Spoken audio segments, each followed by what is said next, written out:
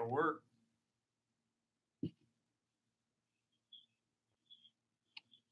Okay, it says we're live. Uh-huh.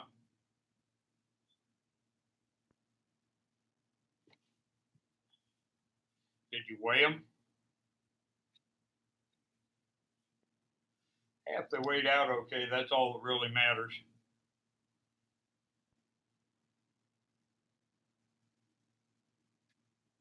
Are you? Okay.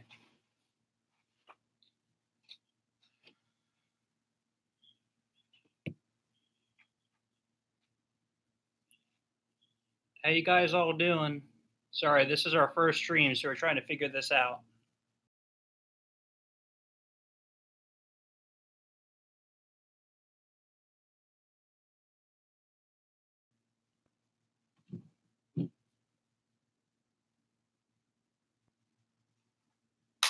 Can you guys all hear us okay? Here.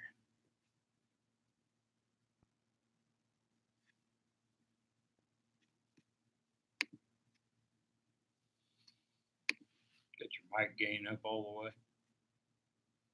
I don't know.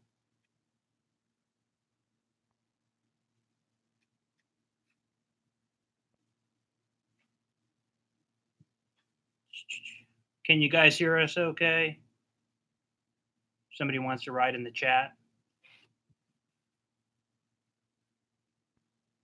Nobody's writing in the chat. Okay, cool. How's the volume level?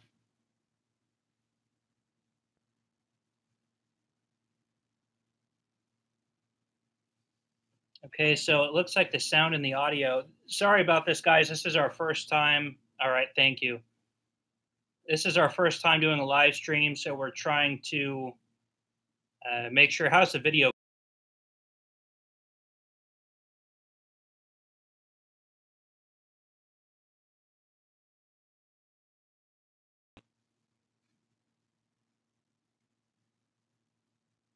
Okay. Everything's good. Okay, cool. Thanks, guys, for the feedback. Obviously, I'm Chris. Here's Andy.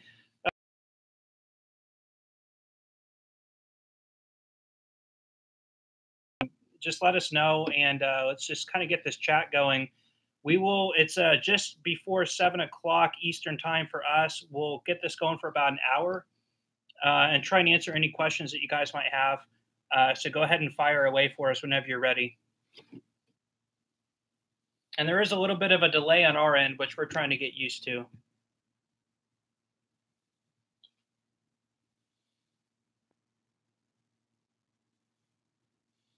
In the meantime, we'll sit here and try not to look too scary. there you go.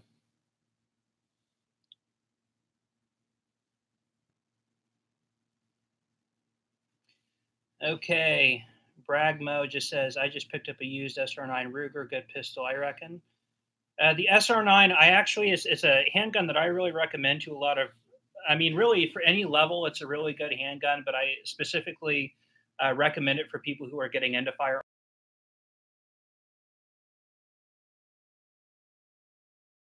Like the loaded chamber indicator, you have your ambi controls, so good for either a left or right-handed person. Really high reliability, backed by a really good company. Now, running this store, we've had to deal with warranty on different firearms for people before, and definitely Ruger, in my opinion, is one of the best in terms of getting things turned around for people. So really, any Ruger product I really usually recommend, but the SR9, especially in kind of that $400 to $500 range, is a really good place to start.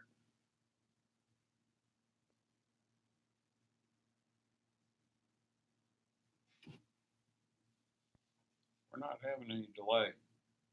It looks normal to us, but I know that there's a latency for people. Yeah, no problem.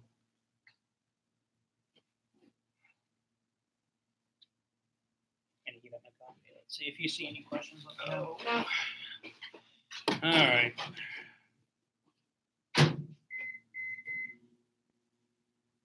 Chris is good for an all-day cup of coffee. He starts it in the morning and heats it up 5 or 6 times, so you'll have to excuse him being away from the chair for a minute.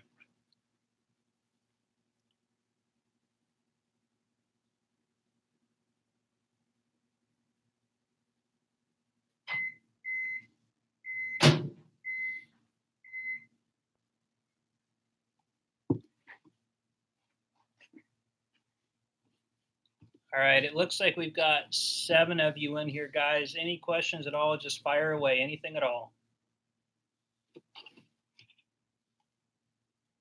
Jack's Donuts, by the way, I recommend them. They're our neighbors if you're not in this area. But I don't know. I don't know if they're local to Indiana or not, or if they're kind of around the country. They have really good donuts. So They have good donuts, but if you're in the shop here, all it smells like is donuts all the time. So- It's enough to tempt you. yeah. So they're next door to us. So we definitely we're in a strip mall. So on our other side, we have a bar. So we always kind of joke with people that we're kind of your one-stop shop. We also have a grocery store. So your groceries, your donuts, your beer, your guns. Hey, you do it all in one stop.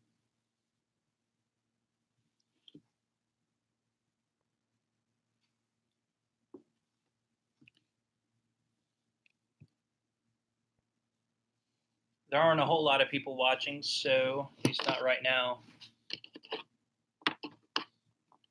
This is kind of a weird time for us to do a live stream too. I know it's Saturday. In other parts of the country, it's probably obviously earlier, so people are probably I don't know, still doing stuff with their families, or if you have Saturday plans. But Andy actually works in here with me on Saturdays only, so it's kind of the only day we could get to kind of kick this thing off. So if you like this Q&A type thing, we might try and do it more like on a weekday if Andy's schedule permits. He has a full-time job outside of here, so.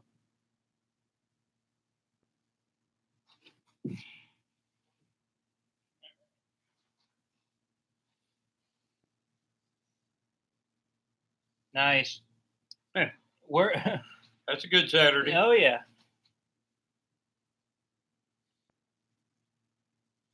I'm a big beer fan myself. Andy and I just went to a bar after we closed to get some food. What's your favorite type of beer? Or I guess, what are you drinking?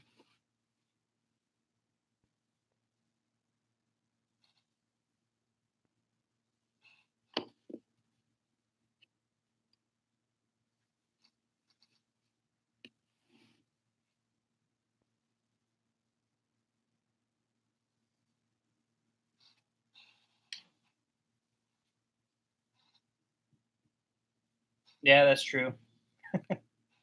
And there's nothing wrong with Bud Light. I like Bud Light too.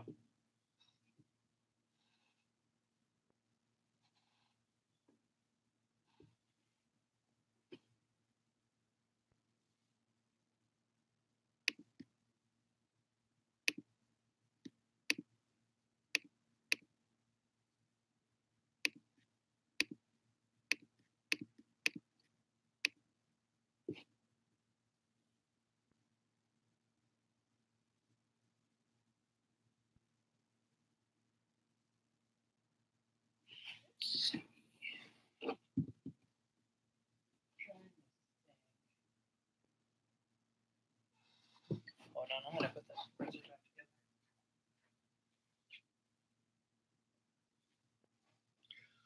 We're in Westfield, Indiana, just north of Indianapolis.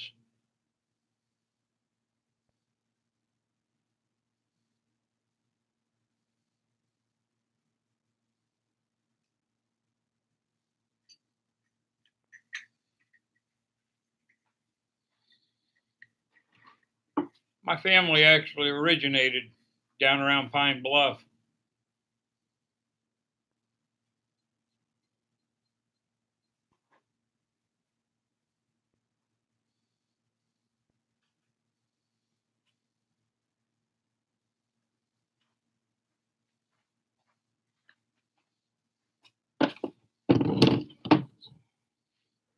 Oh, down in Arkansas? Mm-hmm. What time is it down there? 6 o'clock.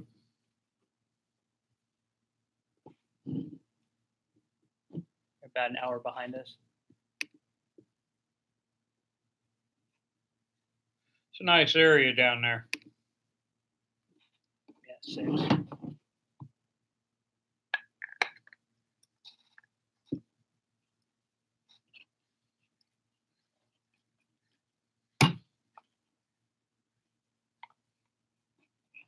While we're kind of waiting for more people to join, I thought so on a recent vlog, I I had, gotten in this Mac 10 that maybe you guys had seen. I was waiting on the form for the suppressor to pass or to clear, and it did. So the owner of this finally brought in the can. This is just crazy. So this is going to show up on another vlog, hopefully soon. But we're actually in the process. It was actually pretty dirty, and I was even wondering if maybe a mouse was living in it because there's all sorts of kind of like weird grime and stuff inside of it. It's kind of a small diameter. You're thinking that maybe this is a 45 caliber can that obviously the 9mm would be fine for. But we're waiting for kind of more people to join. I thought I would just kind of show you guys this sort of stuff, but really interesting. Really, really big. This kind of second stage here is really obviously just to hold on to. It gives you a little bit more sort of real estate to grip onto when you're shooting. But I don't know. Don't do a whole lot in suppressors here, but we do quite a bit in machine guns. I don't know. Just thought I would show you guys that. We're getting notifications here on Facebook too.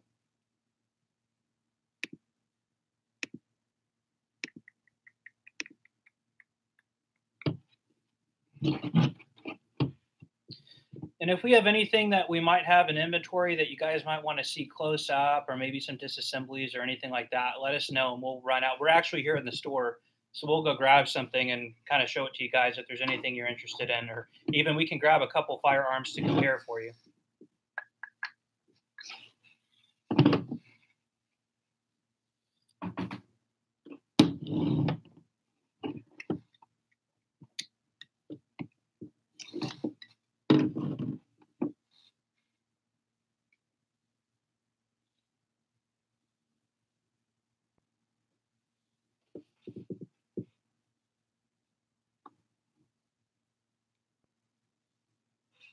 There's only a few of you here in the chat right now, so I mean, if you have any questions at all, you kind of have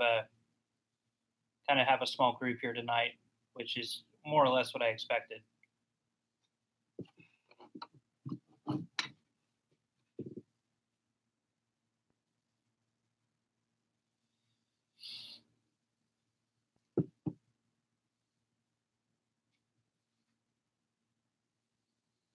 Are you hiding from the camera?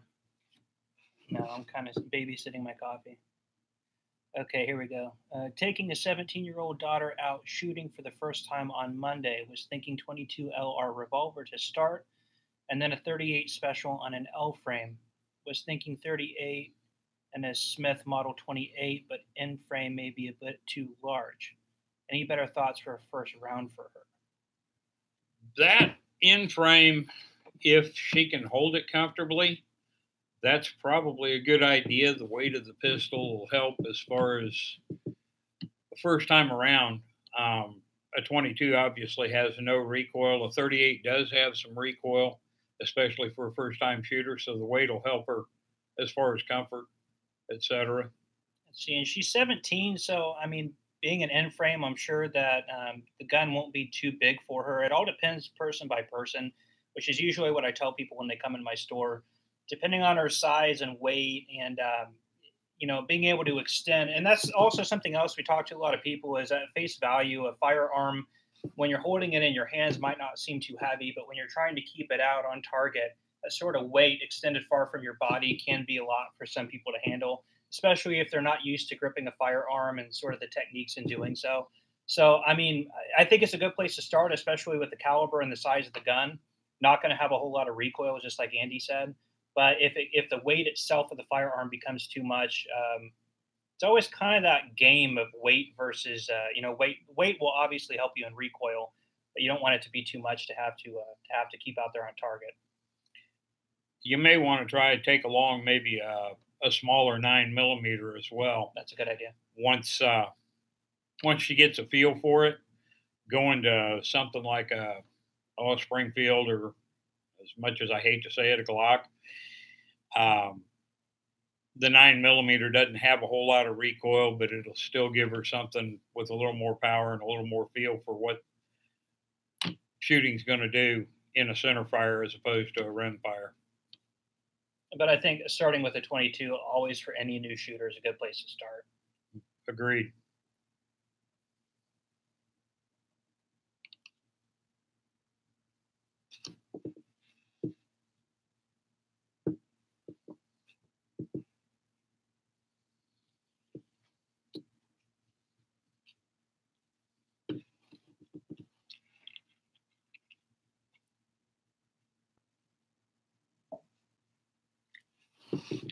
Yeah, no problem. Do you have any 9 millimeters, or are those? I mean, what are you working with in terms of what you have available to you?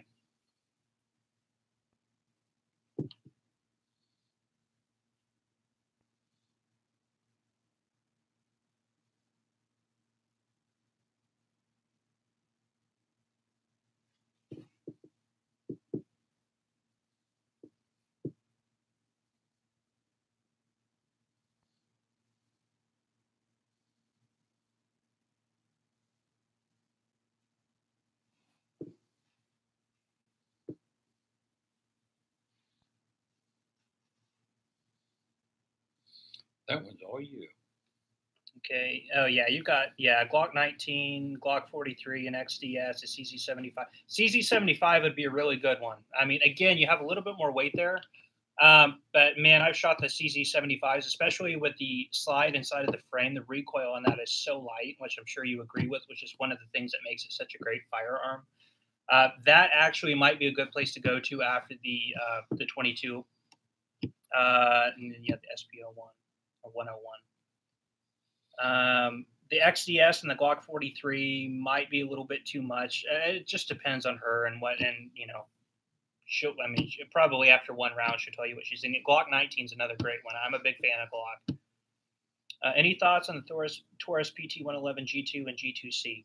So the G2C, I actually just got the first one in. To me, kind of going through it, it looks and feels a lot like the PT 111 G2. The PT 111, I actually am pretty impressed with for the price. I mean, you can be at, I think some places are selling them for $199 up to about $250 for that amount of money. Really great reports. I've sold maybe 50 or 60 of those in here over the past few years, and reports I've gotten from everybody who have shot them has been great. I've shot one myself. My only complaint would be there's a lot of take up on the trigger, but that's something you can easily get used to. And again, we can't forget that it's really a $250 gun. So for the money, I mean, honestly, I would really recommend it. And I'll grab the G2C so you guys can take a look at it.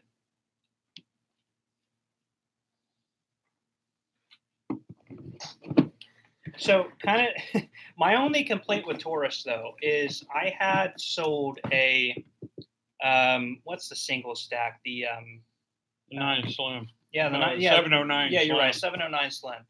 So I sold one of those, and a customer of mine had a problem with it. And I talked about this in some review videos before.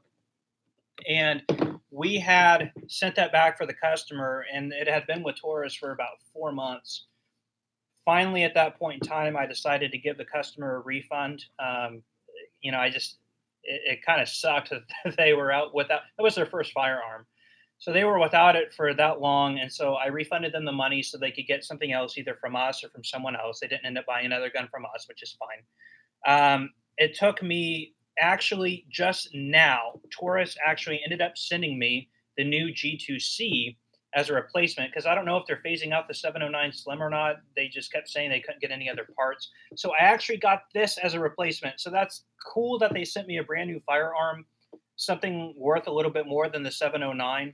But it did take them about a whole year. And I'm a gun store, and gun stores typically get a little bit more service than individual buyers. So when it comes to Taurus, that is something I let people know is the warranty is a little bit slow. And I know they had the whole sort of the lawsuit that they had going on, that class action lawsuit, which apparently slowed a lot of things down for them.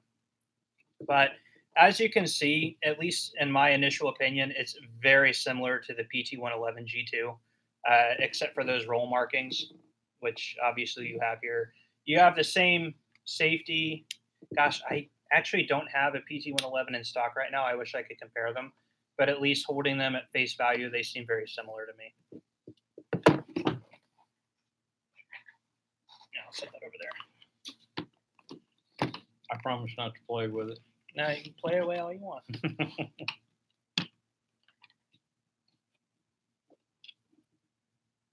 Yeah, that's what I thought. And going back to what I said earlier is I've dealt with Glock, I've dealt with Ruger, I've dealt obviously with Taurus. Car Arms, they're the only ones that actually, when I've had to send something back, that actually made me pay to send back a gun for warranty. Everybody else, at least tourists, I can say they sent me a shipping label. So I get a lot of people in here who ask about sending stuff in for warranty. Typically, what you can do if you're having a problem with a firearm is contact the manufacturer, and they should send you a label, put it in a box, and then take it down to FedEx or UPS and just drop it off. And then if you are a private buyer, again, the firearm does not have to be returned to the dealer. If as long as you are the one sending it, the manufacturer can send it right back to your door. So again, I get a lot of people asking me to do outbound and inbound transfers for warranty guns. It's really not necessary. Now we're happy to do that. And a lot of gun stores would be happy to do that to make things a little bit easier on you. But most gun stores will charge you a fee, obviously, because they have to do the paperwork and worry about sending it back and all that sort of stuff.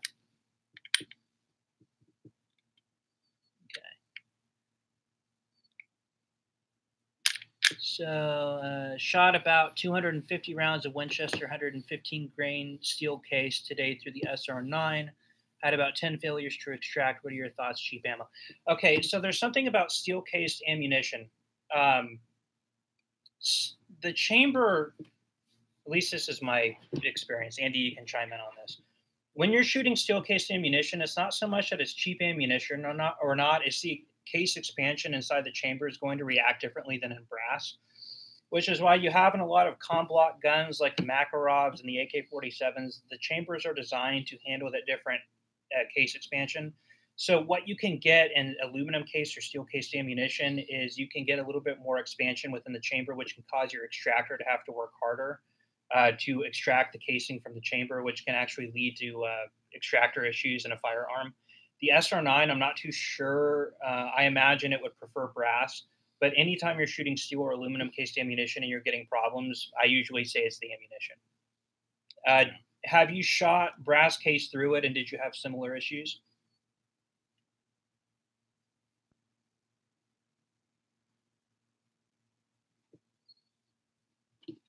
Yeah. I'm getting notifications on Facebook here too while we're talking.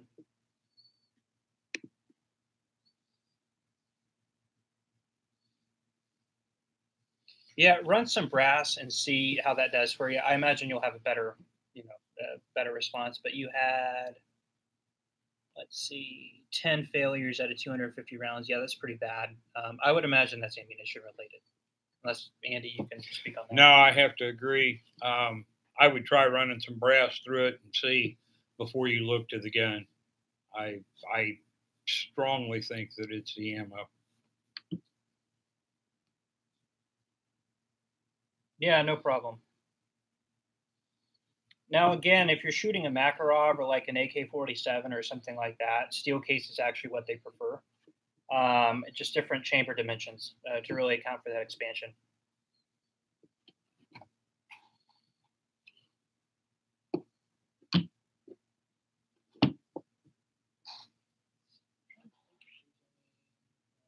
What? I didn't have any steel case Makarov.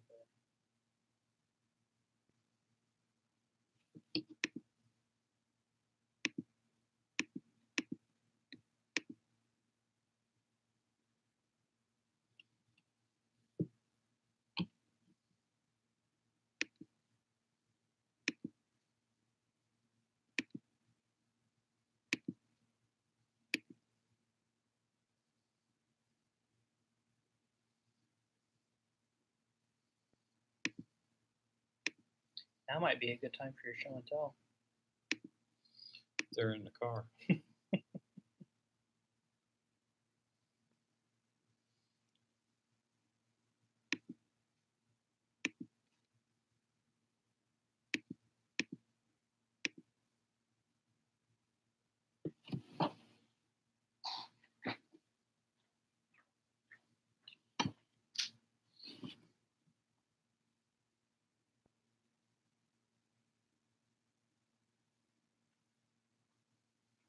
Trying to think of things to maybe put on camera and kill some of them.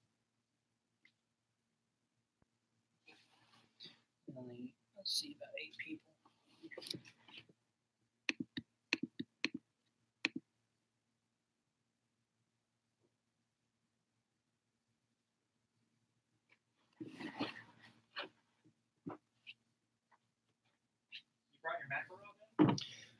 It was in my back pocket.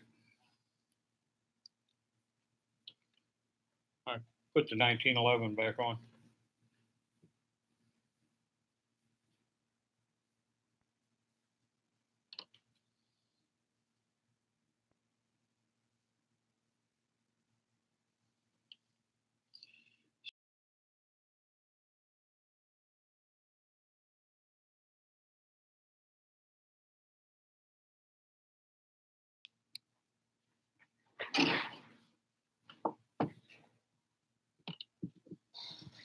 Andy and I kind of always joke. I'm a big fan of Glock.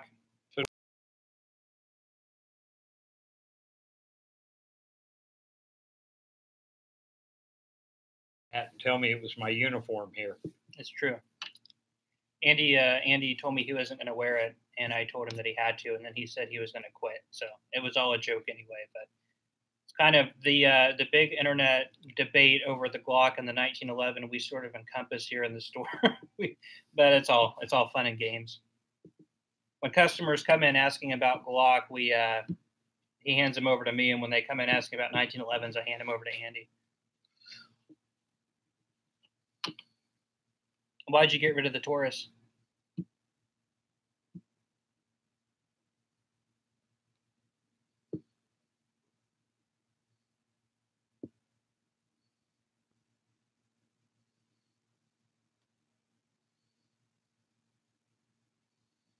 Colts are really nice. I think it's a trade offer. What'd you get in trade?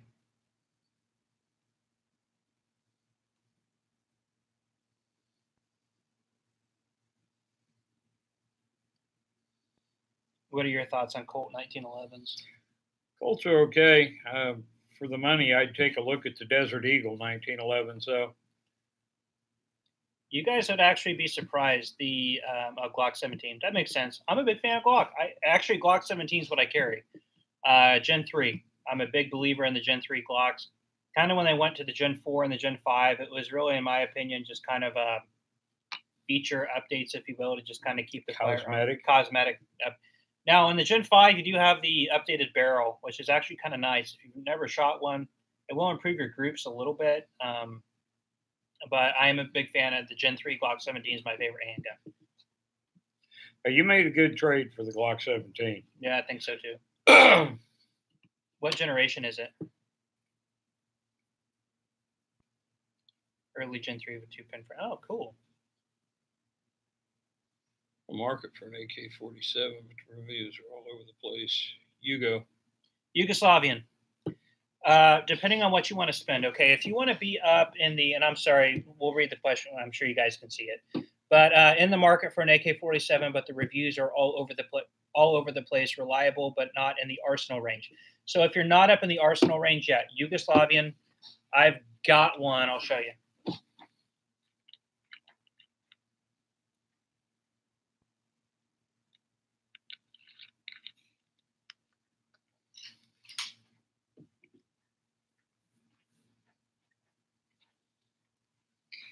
So the Yugoslavian AK-47s, I'm really a big fan of. For people, actually, somebody came in today and bought one of the barrel, but that extra thick receiver is going to help you. Also, as well as kind of the durability of the receiver, but also the weight is going to help you in recoil. This is, of course, the underfolder. I was told, and maybe some of you guys can correct me if I'm wrong, but I was told that the parts kits are kind of drying up on these. This is a Century gun. So the sort of production on them is slowing down, but you have a safety latch back here on the top cover. And the reason they wanted to do that is so when you fire grenades off the front, you wouldn't blow the top cover off. So you have a secondary latch right here, which is pretty cool. So everything is just reinforced. And the quickest way you can tell it's Yugoslavian AK is the 3 vents in the handguard, whereas everybody else traditionally just has 2. So it's an elongated gas system. But you will typically find these, like I have this at $699, but I dropped the price down to $650 for the guy who came in today wanting one. So you can usually find them in the $600 to $700 range, and for that amount of money, fantastic AK. I really recommend.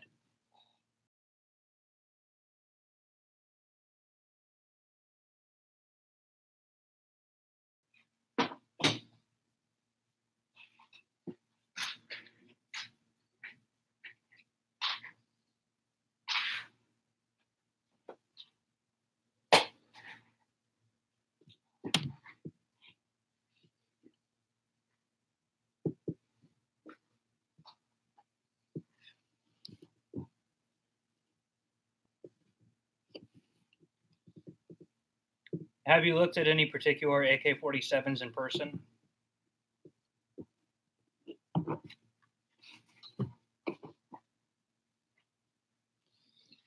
Get your AK mag.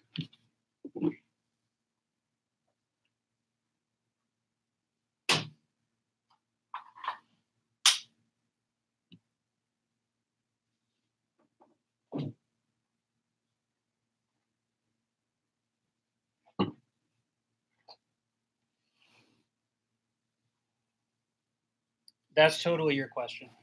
Okay, I'm a big Savage fan.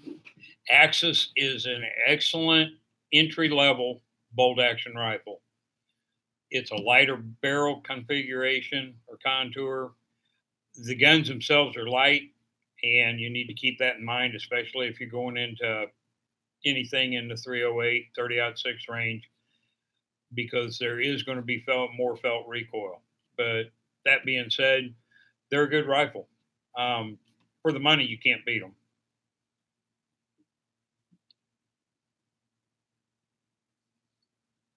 They sort of fit in that kind of in the realm of the Ruger American rifle, but there are some things about the Savage Axis that I prefer more, like the steel magazines. Are they free floated? The Axis? Yes.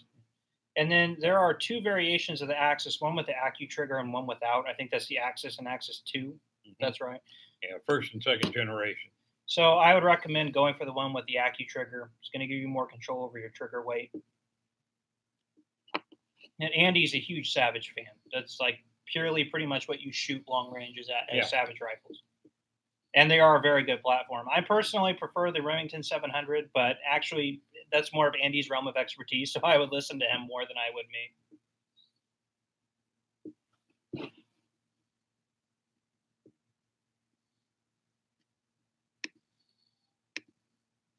Well, and in the Axis, getting into that range, you're more the Remington 770 or you're not really in the 788. Range, What I mean is, 700 is it's a good right. Yeah, it's a higher end. Yeah, it's outside the realm of the Axis, but I guess 770.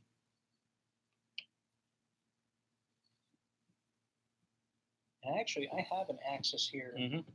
Yeah, you do. You have an Axis and you have a Ruger American. Yeah. Or two. I have a few of them.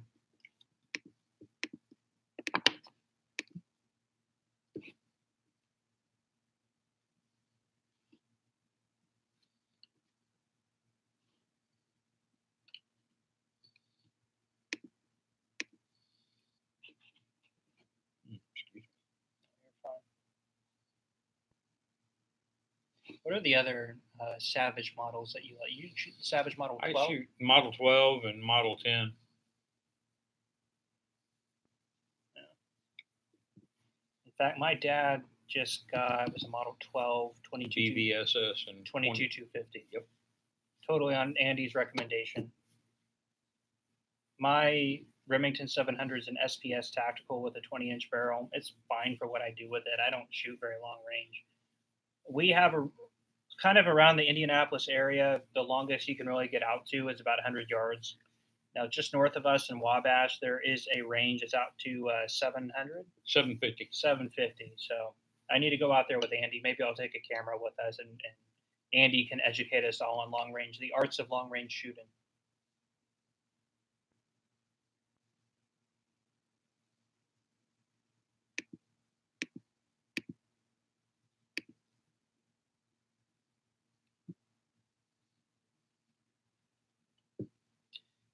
So the one 1911, I wish I could get back with a civilian Colt made in 1916. I got 3 guns for it, but I missed it a lot. Yeah.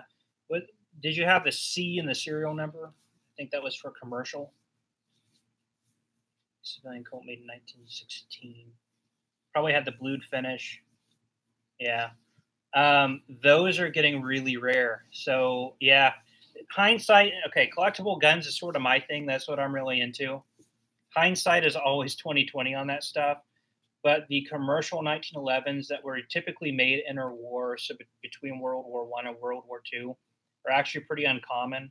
They were made to a little bit of a higher standard, obviously being for the commercial market instead of the military, but they are pretty far and few between. It's hard to find them in good condition today, and they do bring in quite a bit of money. But it looks like you got three guns for the price of one, so obviously you knew that, and you hopefully at the time got a pretty good deal. I had a Colt made in 1945. It was a 1911 A1. It had the kind of the duotone parkerized finish, and that thing shot so well.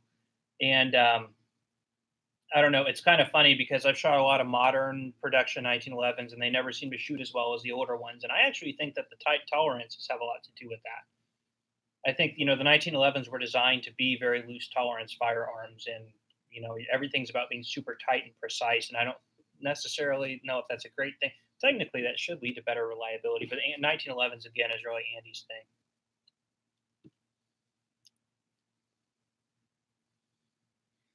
Well, and I have to agree with you on the tight tolerances have actually created problems in the 1911.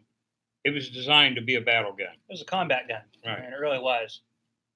It was loose tolerance for a reason, and that was so, like the AK, it would function regardless of situation. When manufacturers started tightening the tolerances up, they actually created a break-in period on the 1911s that didn't exist before, because you had to shoot them a lot in order to get them loosened up enough to function properly. With the newer ones, at least in the last 10 years or so, if you're having problems until you got 500 rounds through it, you really don't know if you have a problem. And in all honesty, most problems, especially feeding problems with a 1911, go back to the magazine more than anything.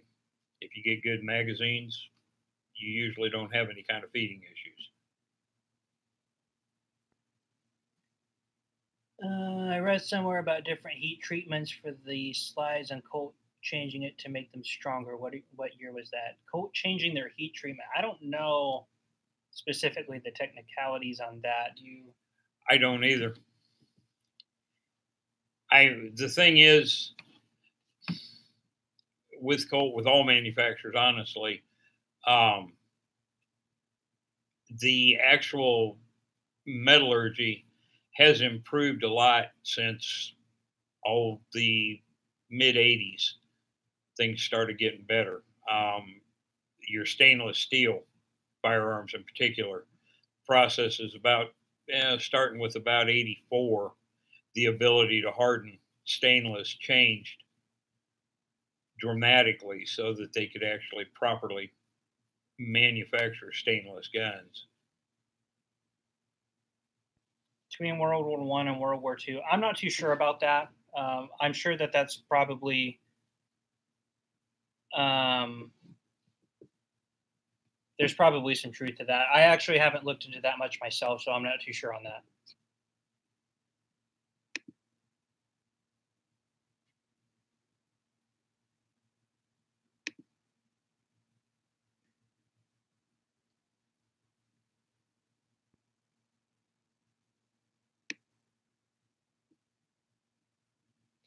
Thoughts on the Shockwave and TAC-14 style firearms? I think that they're interesting. I mean, it's the league. We just had a conversation with that in the store today. It's an interesting workaround from the SBS. So here, so when we do a background check on a Shockwave or the TAC-14, we do the paperwork as an other. So that would fall into the categories of like receiver or anything like that. The workaround on that, I'm not too sure exactly how they did that to keep the overall length on both the barrel and the overall length of the firearm lower than I guess what would typically be legal for not applying for a tax stamp. I think it has to do with the fact that you don't technically have a pistol grip on it. So I don't know if it meets the requirements of what a shotgun is, not having a pistol grip or a stock. Once you put a pistol grip or a stock on it, of course, it becomes an SBS and you would have to file for your tax stamp. So that's a big no-no. I think that the whole concept is interesting. I think it's a really cool at-home defensive option, or if you're going to be doing backpacking. It is a very small package. The capacity, I don't know how many, is it 6? 5? I believe 6 rounds in the tube on the Shockwave. I don't know much about the TAC-14, but I have personally not shot one yet, but I've handled them, and obviously we sell them in our store. The feedback we've had from people have actually been great, and we had a customer come in today and who was raving about his. So I think it's a really cool idea. As far as a good entry level, it says, what would you recommend a good entry level AR-15 under $1,200? You can get a lot of AR-15 under $1,200. Yeah, when you're in the $1,200 range, you're beyond entry level, in my opinion. I would say the $500 or $600 range is more entry level. But what would you recommend in the 1,200? I would go with Wyndham Weaponry. Wyndham is a good one. You're in the $800 to $900 range. It is an exceptionally good AR for a manufactured AR. Hard to beat for the money. Savage would come in. They're fairly new, but even the Recon comes in under $1,200. It does. I mean, there's a lot you can get for $1,200. Colt LE6920s, the Wyndhams. I really recommend the Wyndhams to a lot of people. You can get into the FN model or the FN15s, which obviously FN has a huge contract for the M16s and the M4s currently. So they're really making them to the similar standards as they do for the military. Of course, with some change in features to meet civilian legalities. But you can get some high quality firearms that have met sort of the military requirements for what they want on their military M4s and M16s.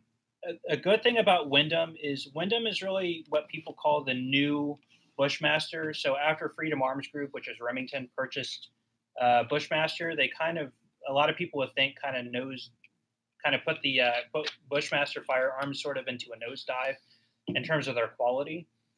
So what happened more or less is after the non-competes were up, a lot of the talent at Bushmaster went and created Wyndham. So Bushmaster, those kind of back in the early 2000s, the quality that you would get, and I think they're really good quality firearms. You sort of get a lot of that on Wyndham, and you can get those AR-15s in about the $800 or $900 range. And for that money, you actually are getting a really good high quality product made by people who know what they're doing.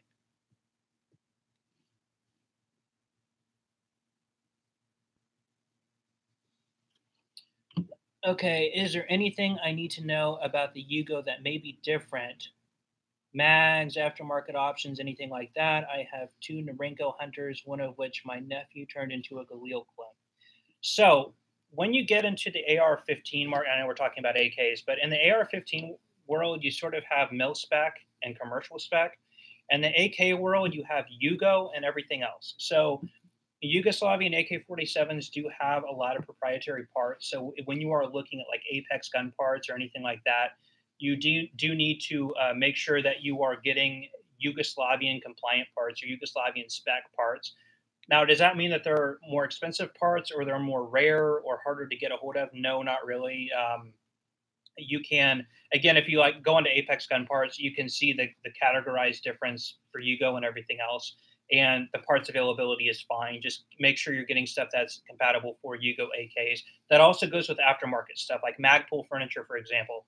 Get Yugo compliant Magpul furniture if you're going to change out parts like that. Now, not everything is specifically Yugo, but a lot of the parts are. And specifically, the way the stocks attach is different. Again, the handguards are longer on a Yugo. Top cover is a little bit different because you have that safety latch from the gas pressure on the grenade launcher and things like that.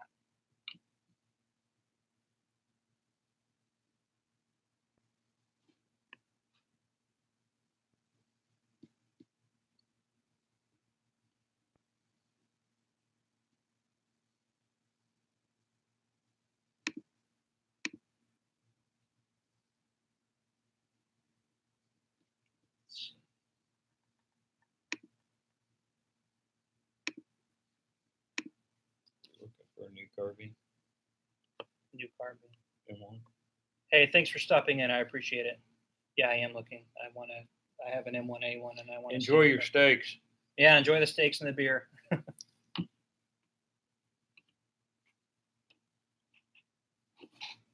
What are we looking for, a shooter or are you looking for a collector? Both. That's how I am. Everything has got to be somewhat collectible, but I want to shoot it. Well, any war baby is somewhat collectible, but That's true. Do you have a? You can get the Re-Arsenal M1s. You can get. I would never get a post-war like the Universal or the Ivory Johnson. No. That's just me, though. think we're going to give it about another 20 minutes. Again, this is kind of our first shot at doing a Q&A, so we've got 10 people in here. So hopefully we're doing a good job. I don't know. Sort of answering questions about firearms is what we do all day. So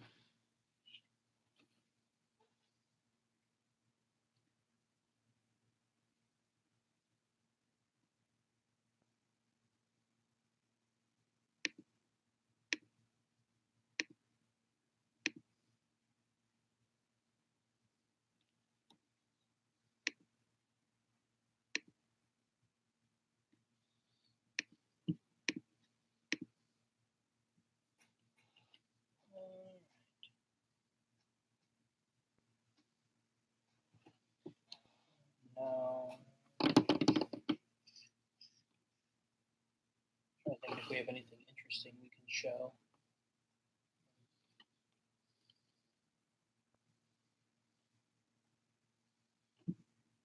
Well, thank you, Stephen. Thank you. I appreciate that. I don't know. A lot of what we say might be BS. I like to think it's not. When you get into talking about firearms, there's a lot of opinions that go back and forth. But all we can do is sort of put out our opinions, and I mean, you can take it or leave it. And hopefully, your sort of experience in the industry might be helpful to some people. But I appreciate that.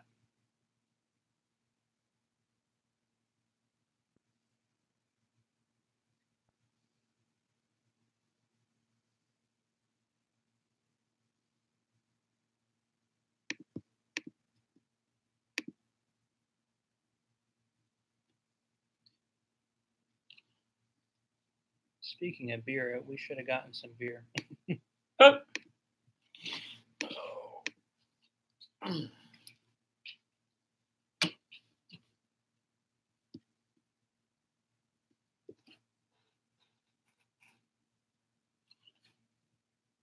We might give it about 10 more minutes or so and cut it a little bit short if you guys don't have any more questions. Again, being kind of Saturday at 7, 8 o'clock, I didn't expect a whole lot of people to drop in. It's kind of a weird time. But this is sort of more of a learning curve than anything to try and get these Q&As going and kind of see what we need to do to set them up and make sure our video feed and sound and everything's okay.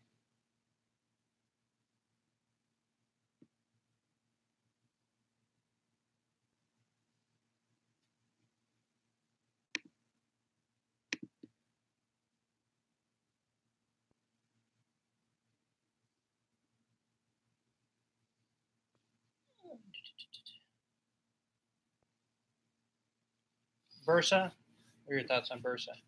I like Versa. I actually bought my fiance a Thunder 380. That was the one she liked, fit her hand the best. I have a Thunder 45.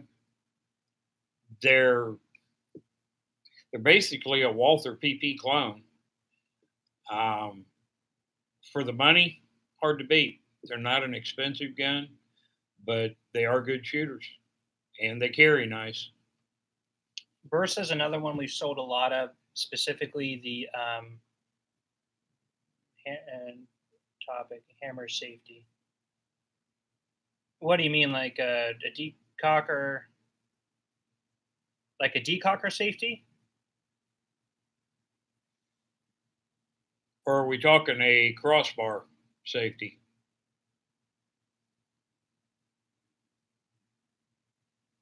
Let's see what he says.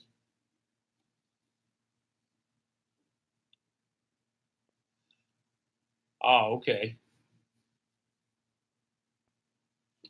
So decocker safeties.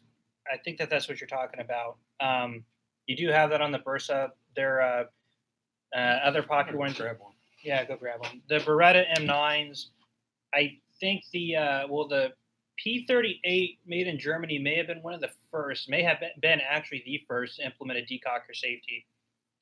I've owned a lot of firearms and shot a lot of firearms with decocker safeties, and I've never seen one malfunction. Usually, it involves some sort of a hammer block, usually turning either the striker out of the way of the primer or out of the way of the hammer.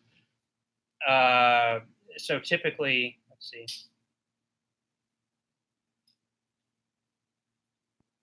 Hammer with a safety.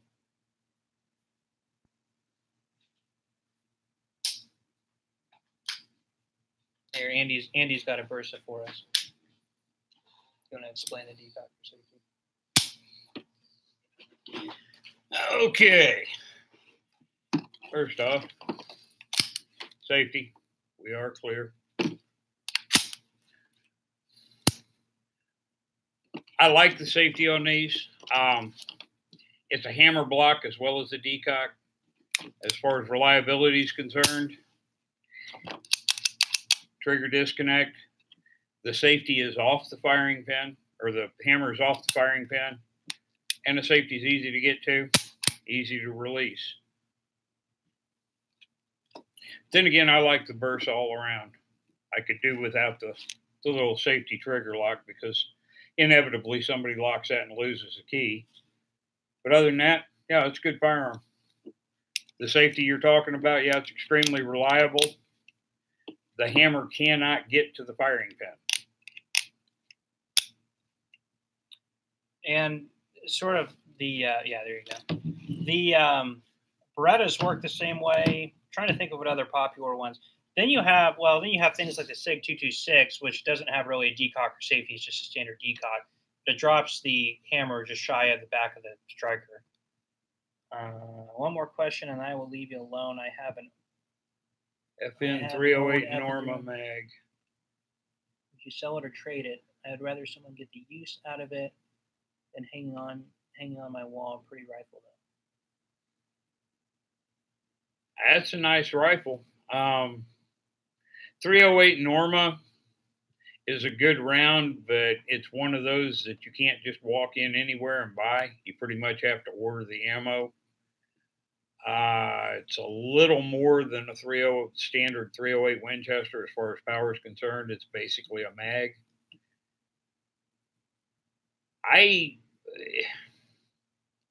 If you're not getting any use out of it and you don't like the idea of having it hanging on the wall, I would probably go ahead and sell it. It's usually when I'm thinking about selling a firearm is I think what use am I getting out of it, and is there something else I would like that I could get with the money? And if it's a quick answer for me, then I think that that's a quick kind of decision to make. So I'm kind of at the same camp. If you're not getting much use out of it, you get the benefit of getting the money to get into something you might enjoy more, and you could put that rifle in the hands of somebody else who might take it out and shoot it more often. But again, everybody's got their opinion on that. As an FFL and shop owner, are there any particular regulations that you have to follow that are a thorn in the side besides all of them? Yes. Record keeping. So a law, I guess this is back when the Brady law was passed. You could not keep despite what the news will tell you, you cannot keep a centralized electronic database, or the government cannot keep a centralized electronic database, otherwise known as a registry of firearms. So in order to be able to do firearms traces or know sort of the direction of where firearms are going, dealers like myself have to keep very meticulous records. They include me having, I've done thousands and thousands of background checks, which I have to keep for 10 years. So I have filing cabinets stacked up full of them. Every single background check I do has to be, all of the T's have to be crossed and all the I's have to be dotted. And then on top of that, you have logbooks, and those logbooks have to be a perfect record of what goes in and out of your possession at all times. And the government, or the ATF particularly, really holds you to making sure that your records are meticulous.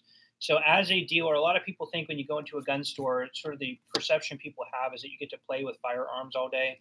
And Andy will tell you that I spend a lot of my time just doing paperwork, which, that's what guys like me have to do instead of the government having a database, which I actually prefer. I prefer having to do the records than the government having a centralized database.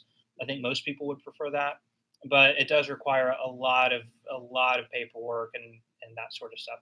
Also, anytime the government or the ATF needs to know if there's a firearm that's been found in any type of scene of a crime or anything like that, it's really our responsibility. They will give us a call and try and trace where that firearm went.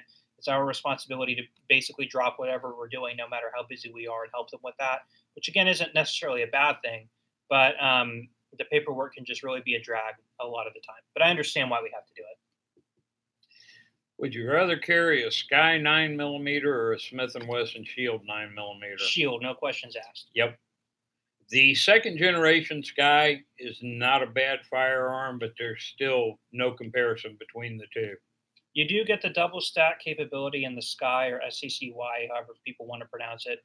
The trigger pull is a lot heavier. It is a hammer fire double action only, much like it's basically a copy of the Keltec PF9. But the ergonomics on a Shield, in my opinion, I don't know, I can't really speak much to the reliability, but the trigger pull, everything in my opinion on the Shield is just something I would personally prefer, but to each his own. Looks like Steven agrees. I will say I have the Shield in 9 and 45 both, and one of the few smaller compacts that I own that I enjoy taking out to the range and shooting because they're actually comfortable to shoot, the ergonomics. Now, mine are both first generation non-safety. I have not shot a second generation yet, or 2.0, whatever, however they wish to call it. But as I understand, there are some improvements that make it even more enjoyable to shoot. A little bit of a lighter trigger, but on the 2.0, the grip texture is pretty rough, especially if you're going to carry inside the waistband and you're not wearing an undershirt or something like that between the grip and your skin.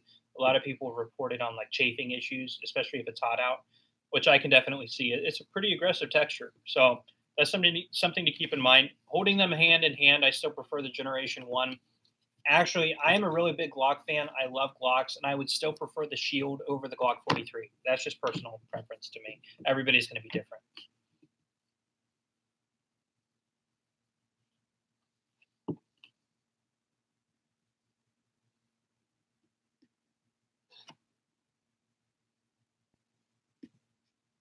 And thank you guys, by the way, for all your questions. Again, I know there's not a whole lot of us in here, but your questions are appreciated, so we don't just have two guys here staring at a camera. So. I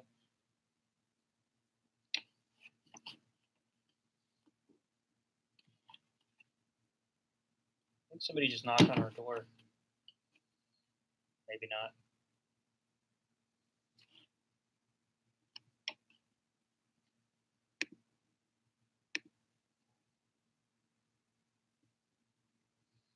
I think it's in the bar. Probably. We have like I said, we have a bar next door, so it is. And very thin walls. And very thin walls. We're in a shopping center, so we just have a wall between us and the bar. So, and the noise levels tonight actually aren't that bad, but it is Friday night, isn't it? Yeah, Saturday. Oh, yeah, Saturday night. It still should be. It's pretty busy over there, I'm sure. And they get going pretty early. Okay, 19X. So the 19X. I'm a big fan of Glock. I really like Glock. I think that the kind of when you went, I think the Gen 3 was really kind of the final iteration of where they perfected the design. When they went to the Gen 4 and the Gen 5, I think it was really just sort of keeping up with new products, keeping things out in the marketplace. And while I think there were some improvements, I think a lot of it was very gimmicky, especially from the 3 to the 4 and then the 4 to the 5. People will disagree with me on that, and that's fine. Now, the 19X, I actually think is really cool. I actually really like the 19X. In fact, I've said it before. The next time I buy a new handgun, it'll probably be the 19X. Like I said, the Glock 17 is my favorite Glock, and I think it's cool that you can get the frame that I'm used to, which is Glock 17 with the shorter slide. I still prefer the 19X the way that they've designed it now with the 17 frame and the 19 slide, as opposed to a lot of people said they should have gone the other way around. I actually kind of like the way they went with it. The capacity, you get the 21 round mags that come with it. I think the finish is cool. Again, kind of gimmicky, but cool. You get night sights on it.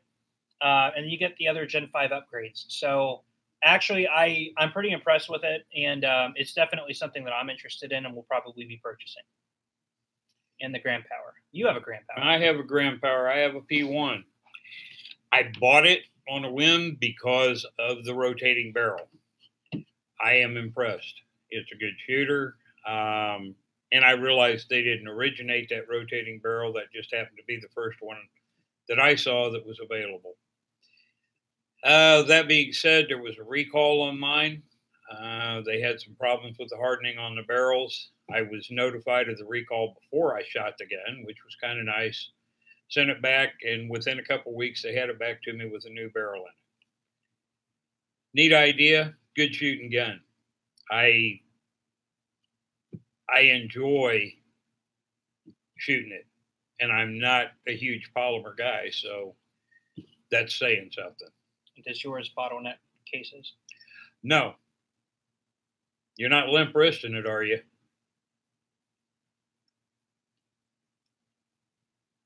I heard that it's kind of a small company, and I know that the recall hurt them quite a bit. Yeah, I don't.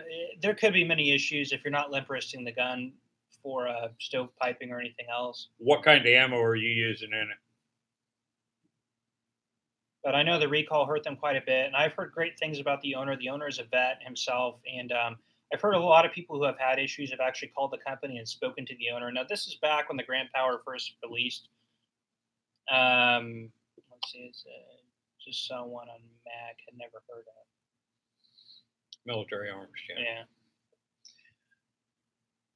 Yeah.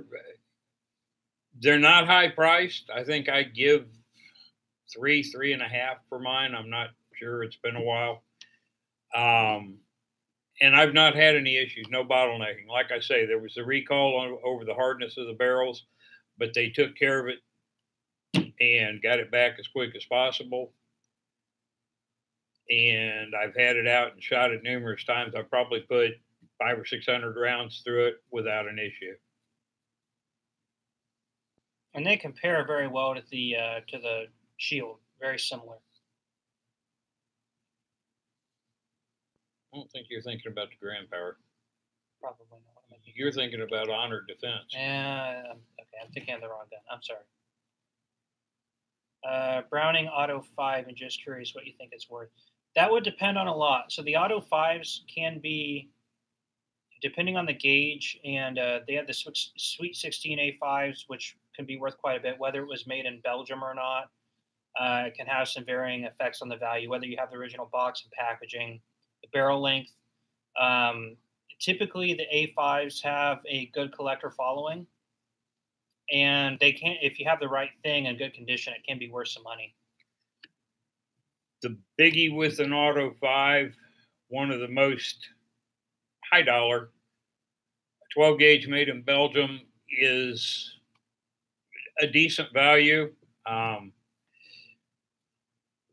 especially being a Belgium made. What's the bluing condition? What would you rate it at? And what's the barrel length? And while he's doing that, Bersa or Grand Power? Kind of apples to oranges.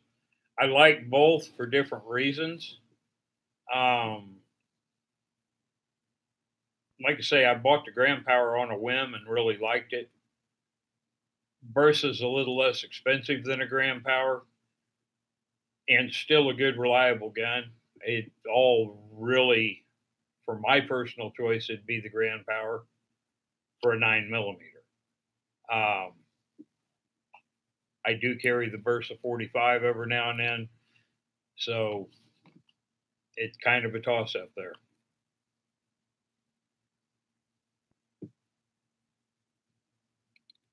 And we're going to give it just a few more minutes and then let you guys go if you have any other questions.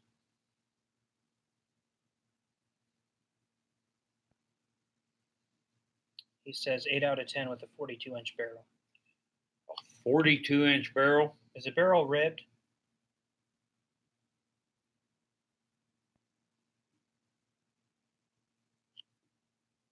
Is this a steel board gun?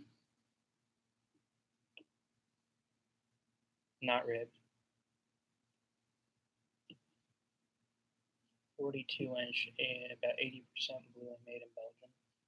$500 or $600. Somewhere in that range. Probably about $500 or $600. You believe it is a steel board? With that length of barrel, I'm almost betting on it. probably a real tight choke too. Um, that probably is not the original barrel. To my knowledge, Browning, the longest barrel that they actually shipped with one was 32 inches. And that, don't quote me on that because I'm not absolutely certain, but that is the longest barrel I've seen shipped with them. So I'm going to guess that somebody's replaced a barrel on it with that 42 inch. Double check on that and just do a Google search and see what they were offered in. I think Andy might be right on that, but that's not really my area of expertise. But typically, we see the A5s made in Belgium in that condition, assuming you don't have any cracks or splits in the stock, and the finish is all original in a 12 gauge. Yeah, you're probably looking at $500 or $600 in value.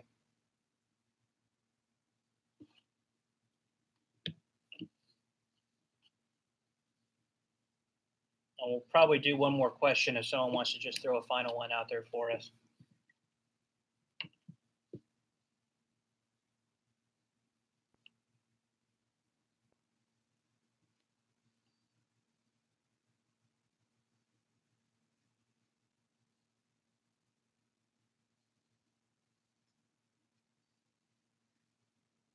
And thank you, by the way, everyone, for kind of joining in here and kind of taking part in our first live stream.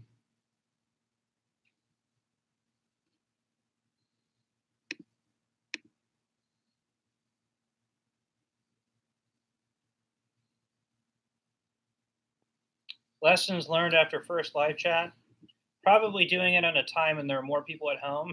So, but I knew that when, people would, when we first started Saturday at 8 o'clock, people are doing stuff. They're not going to be on YouTube, asking questions. There are a couple guys in a gun store. Most people who do live streaming typically will do like a Wednesday or Thursday night later in the evening, about 8 or 9 o'clock, because people are unwinding and spending time on YouTube anyway. So the only reason we did it at this time is because Andy works in here with me on Saturdays, and we closed up at 5 local time. So we just went, grabbed a couple beers and some food, and then came back and did this sort of as a start. Is really the main reason I wanted to do this, is to make sure we knew how to do it and sort of make sure our feed and everything. We actually I had to install some software to be able to do this. You can't just plug into YouTube and do it. So anyway, that's kind of the main reason we'll schedule this for a time when we think more people can get involved. Glad you liked it. Yeah, thank you so much for stopping in and taking part in this. But we enjoy it. We want to do more of these. As the channel sort of grows a little bit, we'll probably try and do one of these once a month. If Andy can't join me, then I'll try and jump on here and do one. But Andy is a big help. He knows a lot about stuff that I can't even dream about knowing. So he's had a lot more time with firearms than I have, and knows quite a bit. So, which is why he works with me, and I appreciate it. Hey, welcome. Cool. Yeah, right on. We'll be happy to do more. But we will go ahead and jump off of here, guys. Thank you so much. I think YouTube allows us to upload these, so I'll go ahead and see if I can figure out how to do that so that other people can jump in and see this. And follow us on our Facebook page, just Marksman TV on Facebook. There's links on all my other videos if you want to find a link to it. And I will put announcements out there. Also, we do the vlogs. So when there is a live chat coming up, we will announce that in the vlog. So if you watch the vlogs, you'll know when one's coming up. I don't know if I can schedule it as well as saying that we'll do it like every second